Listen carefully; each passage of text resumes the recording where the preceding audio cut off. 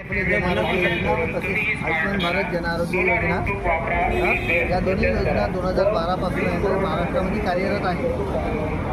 2012 पासून कार्यरत असतापासून ही योजना 1.5 लाखाची होती. 1.5 लाखाची योजना आज 2025 पर्यंत ही 5 लाखाची झाली. आणि या योजनेचा आहे ना महत्त्वाचा कणा आरोग्य मित्र हा योजनेचा कणा आहे. आणि योजनेमध्ये काम करत असताना सुरुवातीला त्याला 6,000 मानधन होतं. 6,000पासून आज ते मानधन 12,000पर्यंत फक्त येऊन पोचलं आहे. शासनानं कुठेतरी आहे ना याची दखल घ्यावी की योजनेचे जे पैसे आहेत योजना 1.5 लाखाहून 5 लाखापर्यंत गेलेली आहे.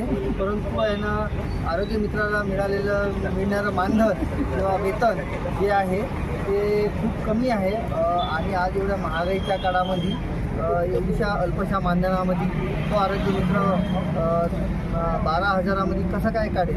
तर त्यासाठी आम्ही सर्वजण आरोग्य मित्र संघटनेच्या वतीनं धरणे आंदोलन करत आहोत.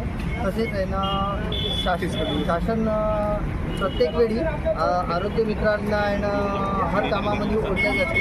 कोणत्याही कॅम्प असेल तर आरोग्य मित्र पाहिजे. कुठेही आहे ना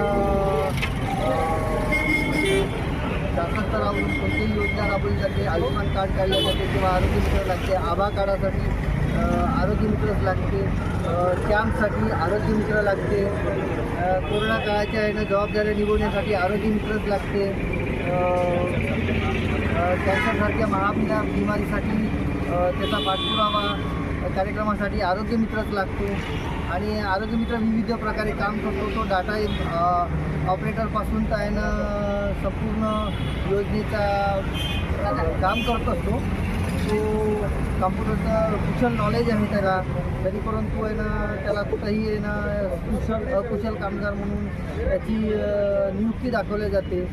आणि कामगार कायद्यानुसार तरी आम्हाला किमान वेतन मिळावं अशी अपेक्षा सर्व आरोग्य मित्र संघटना करत आहोत.